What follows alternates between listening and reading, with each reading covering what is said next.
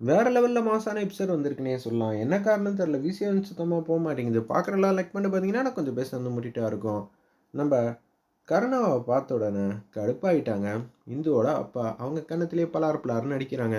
"அப்பா, இன்னொரு வாட்டி அவரெல்லாம் அடிக்காதீங்கப்பா" அப்படின்னு இந்துமதி ஆதரவா பேசுற மாரி நடிக்கிறாங்க. ஏன்னா, என்னோட வாழ்க்கையும், எங்க அக்காவோட வாழ்க்கையும் இப்படி ஆயிடுச்சேன்னு சொல்லி அப்பா கவலைப்பட்டுறக்கூடாதுன்னு தான் இப்படியெல்லாம் வந்து யோசிச்சுட்ருக்காங்க. சரிப்பா நான் போயிட்டு வந்துடுறேன். எனக்கு இருக்கிற ஆசை, கனவு, லட்சியம் எல்லாமே தீபா அக்காவோட கல்யாணத்த நல்ல விதமா நடத்தி வைக்கிறது தான். அப்படின்னு சொல்லிட்டு அவங்க மாட்டுக்கும் பார்த்துக்கிட்டு இருக்காங்க. உடனே வண்டியில ஏறுங்கிற மாரி சொன்ன உடனே, உடனே வண்டியில வந்து ஏறி உட்காருறாங்க. சரிப்பா போயிட்டு வந்துடுறேன்னு சொல்லிட்டு அப்படியே போயிட்டே இருக்கிறப்ப, ஜெயந்திய கொஞ்சம் கூட ஐயோ பாவம்ன்னு நினைக்காம நடு ரோட்லயே திவாகர் இறக்கி விட்டுறாங்க. "நீ வீட்டுக்கு எப்படி வரேன்னு நானும் பார்க்குறேன். ஏங்க என் கையில காசு இல்லங்க. தயவு செஞ்சு கார்லயே கூட்டிட்டு போங்கங்கிற" மாரி ஜெயந்தி சொல்ல சொல்ல, திவாகர் எதுவுமே கண்டுக்காம கார் எடுத்துட்டு அங்கேருந்து கிளம்ப ஆரம்பிச்சுட்டாங்க.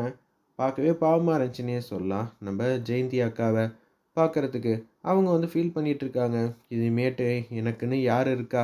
இப்படி என்ன விட்டுட்டு போயிட்டாப்லயே. நான் வீட்டுக்கு வரணும்னா எப்படி என்னால வர முடியும்? என் கையில காசு கூட இல்லையே. அதுக்கு தான் அப்பயே இந்துமதி சொல்லிக்கிட்டே இருந்தாளா? அப்படின்னு சொல்லி யோசிச்சுட்டு இருக்கிறப்ப, நம்ம கருணாவும், இந்துவும் பைக்ல வந்து மாசா வந்து வந்துகிட்டு இருக்காங்க. இப்ப நான் யார்கிட்ட உதவி கேட்பேன்னு தெரிலங்கிற மாரி யோசிக்கிறப்ப, திருப்பி நம்ம வீட்டுக்காரருக்கே ஃபோன் அடிப்போம்ன்னு சொல்லிட்டு ஃபோன் அடிச்சுக்கிட்டே இருக்காங்க திவாகருக்கு. "ஏன் கடடி, நீ ஓவரா திமிராவா வந்து பேசிக்கிட்டு இருக்க? நிச்சயம் அதுக்கு தக்க பதிலடி குடுத்தாச்சு" அப்படின்னு கேவலமா வந்து யோசிச்சுட்டு, அவங்க மாட்டுக்கும் போயிட்டுருக்காங்க. திவாகர் கொஞ்சம் கூட தன்னோட மனைவி எப்படி வீட்டுக்கு வருவான்னு யோசிக்காம, அவங்க மாட்டுக்கு விட்டுட்டு வந்து போயிட்டுருக்காங்க. அதே வழியா தான் நம்ப கருணாவும், இந்துமதியும் வந்துகிட்டு இருக்காங்க. அப்பன்னு பார்த்து, சரி நம்ம இந்துக்கே ஃபோன் பண்ணுவோம். நமக்குன்னு யார் இருக்கா? அப்படின்னு சொல்லி யோசிச்சுட்டு இருக்கிறப்ப தான் இந்துவோட ஞாபகார்த்தம் வருது. உடனே இந்துக்கு ஃபோன் அடிக்கிறாங்க. "ஏய் வண்டிய நிப்பாட்டு, அக்கா தான் ஃபோன் அடிக்கிறாங்க." "ஏன்டி இப்ப தான் வந்து வந்தாங்க. அப்படி இருக்கிற சூழ்நிலையில திருப்பி வந்து ஃபோன் அடிக்கணுங்கிறியே, கொஞ்சமாவது நியாயமா இருக்கா? நீ என்ன ஏதுன்னு தெளிவா கேட்கவே மாட்டியா? உன் அண்ணி தான் ஃபோன் அடிக்கிறாங்க. நீ கூப்பிடுவல்ல சின்ன அண்ணின்னு, அவங்க தான்." "ஜெயந்தி அண்ணியா?" "ஆமா." "சரி ஸ்பீக்கர்ல போடுன்னோனே." ஸ்பீக்கர்ல போடுறாங்க. "என்ன ஆச்சு?" அப்படின்னு சொல்லி கேட்கும்போது, திவாகர் கோச்சுக்கிட்டு என்ன நடு ரோட்லயே விட்டுட்டு போயிட்டாரு. எனக்கு கொஞ்சம் கவலையா இருக்குமா. நீங்க எனக்கு உதவி பண்ண முடியுமா? என்ன நீ சொல்றீங்க? நான் இங்க தான் பக்கத்துல இருக்கேன். எந்த இடம்ங்கிற மாரி சொல்லுங்கன்னு சொன்னோனே, எனக்கு சரியா ஞாபகம் இல்லப்பா அப்படின்னு சொல்லிட்டு இருக்கிறப்ப, தூரத்துல 4, 5 பேர் வந்து ஜெயந்திய வந்து பார்த்துக்கிட்டு இருக்காங்க. என்னடா அந்த பொண்ணு தனியா நிக்குது. சரி வம்பிழுக்கலாமா அப்படின்னு சொல்லிட்டு, அவங்க வம்பிழுக்கலான்னு சொல்லிட்டு வராங்க. தெரியலப்பா 4, 5 பேர் வந்து வித்தியாசமா வந்து இருக்காங்க. என்ன இங்கேருந்து கூட்டிட்டு போங்கப்பா. அண்ணன் இல்லையா? அண்ணன் விட்டுட்டு இந்நேரம் வீட்டுக்கே வந்து போயிருப்பாப்ல. எனக்கு தான் கவலையா இருக்கு அப்படின்னு சொல்லி ஃபீல் பண்ணிக்கிட்டு இருக்காங்க.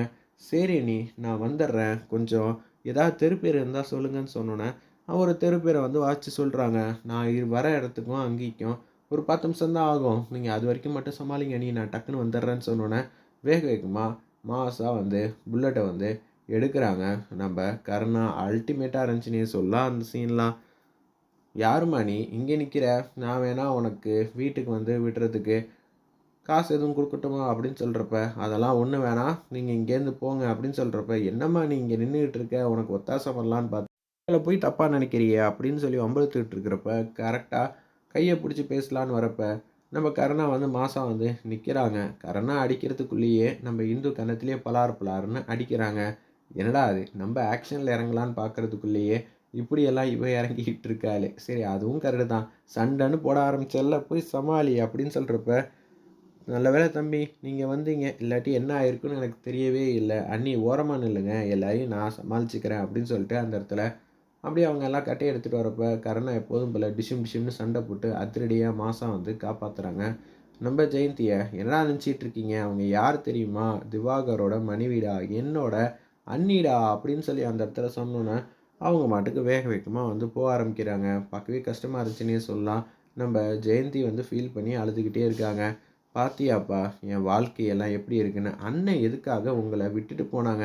அதெல்லாம் பெரிய கதை. அதெல்லாம் இப்போதைக்கு எதுவும் சொல்ல முடியாது. அவங்களே கஷ்டத்துல இருக்காங்க.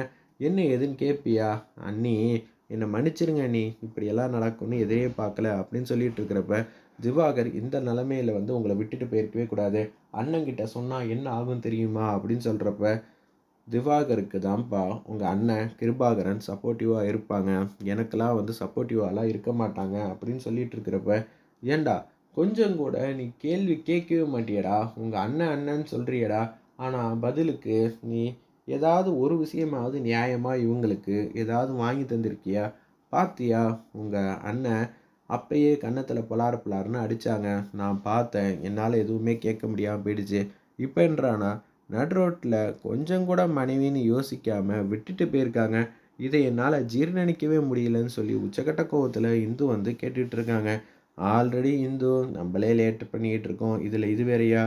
இருங்க அண்ணி. நான் முதல்ல போய் ஆட்டோவ வந்து புடிச்சிட்டு வந்துடுறேன். நீங்க அது வரைக்கும் இங்க பத்திரமா இங்க பஸ் ஸ்டாப்ல உட்காருங்கன்னு சொல்லிட்டு உட்காந்துட்டு இருக்காங்க. டக்குன்னு ஒரு ஆட்டோ எடுத்துட்டு வராங்க. ஜெயந்தி அண்ணி, நீங்க இந்த ஆட்டோல ஏறி வீட்டுக்கு வாங்க. நான் இந்துவ கூட்டிட்டு வீட்டுக்கு வேற வேண்டியது இருக்கு. அப்படின்னு சொல்லிட்டு இருக்கிறப்ப, நல்ல வேலைப்பா நீங்க வந்தீங்க. நீங்க மட்டும் வரலன்னா, அப்புறம் என்ன ஆயிருக்கும்னு என்னால யோசிக்கவும் முடியல. அப்படின்னு சொல்லிட்டு இருக்கிறப்ப, ஒரு பக்கம் நம்ப இந்துமதி கிட்ட வந்து ஃபீலிங்கா வந்து பேசிக்கிட்டு இருக்காங்க. ஜெயந்தி அக்கா, நல்ல வேளை நீங்க 2 பேரும் நல்ல அண்டர்ஸ்டாண்டிங்கா வந்து இருங்க. திவாகர் மாரி கருணா ஒண்ணும் தப்பான பையன்லாம் கிடையாதும்மா. அவரு நான் சொல்ற விஷயத்த காதுலயே வாங்கிக்க மாட்டாங்க. ஆனா, கருணா அப்படி கிடையாதும்மா. அவன் ரொம்ப அன்பா, பாசமா வந்து இருப்பான். நீ பார்த்துக்க அப்படின்னு சொல்லிட்டு இருக்காங்க. சரி, நீங்க முதல்ல ஆட்டோல ஏறி வந்துகிட்டு இருங்க. நான் வீட்டுக்கு போறேன்னு சொல்லிட்டு, அப்படியே வந்து ஆட்டோல வந்து உட்காருனாங்க நம்ம ஜெயந்தி. வீடு அட்ரஸ் தெரியும்ல, கரெக்ட்டா கொண்டு வந்து விட்டுருவீங்கல்ல அப்படின்னு சொல்றப்ப, ஏன்டா இவங்க கூட வேணா நான் ஆட்டோல வந்துடட்டுமா? அப்படின்னு சொன்னோனே, சரி வரதுன்னா வா, நான் அங்க ஏதாவது போய் சமாளிக்க முடிஞ்சா சமாளிச்சுக்கிட்டு இருக்கேன்னு சொன்னோனே, ஆட்டோல 2 பேரும் வந்து ஏறுறாங்க. நம்ம ஜெயந்தியும் ஒரு பக்கம், இந்துமதியும் ஆட்டோல ஏறி வந்துகிட்டு இருக்காங்க. இது எல்லாத்தையும் நினச்சிக்கிட்டு இருக்காங்க. அவங்க அப்பா, இப்ப தீபா எனக்கு ஒரு சந்தேகமா இருக்கு. அவங்க 2 பேரும் உண்மையிலே லவ் பண்ணியிருப்பாங்களா? லவ் பண்ணியிருப்பாங்களா இல்லையான்னு என்னால சரியா தெரியல. ஆனா, தங்கச்சி நம்பளோட மனசு கஷ்டப்படக்கூடாதுன்னு மட்டும் நல்ல தெள்ள தெளிவா வந்து யோசிச்சுக்கிட்டு இருக்கா. தீபா அக்கா வந்து சொல்லிக்கிட்டு இருக்காங்க. இத கேட்ட உடனே தெரியலையேம்மா, நம்ப தங்கச்சி எப்படியெல்லாம் வந்து கஷ்டப்படுறான்னு எனக்கு கொஞ்சம் கவலையா தான் இருக்கு. நம்ப பாட்டுக்கு நிம்மதியா இருந்தோம். கடைசில பார்த்தியாம்மா, ஒரே 2, 3 மாசத்துல உனக்கு கல்யாணம்னு, அதனால அவளோட வாழ்க்கையே வந்து புரட்டி போட்ட மாரி ஆயிடுச்சு. அப்படின்னு சொல்லி யோசிச்சுட்டு இருக்கிறப்ப, நம்ப எல்லாரும் சேர்ந்து ஒரு வாட்டி நான் இந்துமதி வீட்டுக்கு போய் பார்க்கணுமா? அவ எப்படி இருக்கா? ஏது இருக்கா? இல்லாட்டி அப்பாக்காக நடிக்கிறாளான்னு என்ன ஏதுன்னு சுத்தமா வந்து எனக்கு ஒண்ணும் புரியல. எனக்கே கொஞ்சம் கவலையா தான் இருக்கு. என் பொண்ண நினைச்சுன்னு வருத்தப்படுற மாரி பேசிக்கிட்டு இருக்காங்க. அந்த இடத்துல விடுப்பா, அவ எந்த விதமான சூழ்நிலையா இருந்தாலும் ஈஸியா வந்து சமாளிச்சுருவாங்க அப்படின்னு சொல்லும்போது, நம்ம ஜெயந்தியும், அப்படியே இந்துமதியும் ஆட்டோல வந்துட்டு இருக்காங்க. அப்பன்னு பார்த்து சமாளிக்க போறான்னு தெரியல. நம்மளோட தோழனுக்கு ஃபோன் அடிப்போம்ன்னு சொல்லிட்டு, அப்படியே தோழனுக்கு வந்து ஃபோன் அடிக்கிறாங்க பாண்டிக்கு. "என்ன மச்சான் திடீர்னு ஃபோன் பண்ணியிருக்க? இப்ப எங்க இருக்க? உன்ன தேடி வீட்டுக்கு தான்டா வந்தேன். நல்லதா போச்சு. வீட்டுக்கு தானே வந்திருக்க. இப்ப அந்த வீட்ல எங்கெங்கலாம் ஏதாவது சண்டை எதுவும் இருக்கா? என்ன ஏதுன்னு பாரு. அப்படி பார்த்தா தான் அங்க இருக்கிற பிரச்சனைய வந்து சமாளிக்க முடியும்." "என்னடா சொல்ற? அங்க என்னடா பிரச்சனை?" அப்படின்னு சொல்லும்போது, "என்னடா புதுசு புதுசா ஒவ்வொரு வாரத்துக்கும் ஒவ்வொன்னா வந்துகிட்டு இருக்கு." அப்படின்னு சொல்லி யோசிக்கிற மாரி காட்டுறாங்க. வெயிட் பண்ணி பார்ப்போம். ஆனா இந்த பிரச்சனைய சமாளிக்கிறது கொஞ்சம் கஷ்டம் தான் அப்படின்னு சொல்லிட்டு இருக்காங்க. பார்ப்போம் அடுத்து என்ன மாரி கதைக்களம் கொண்டு போறாங்கன்னு.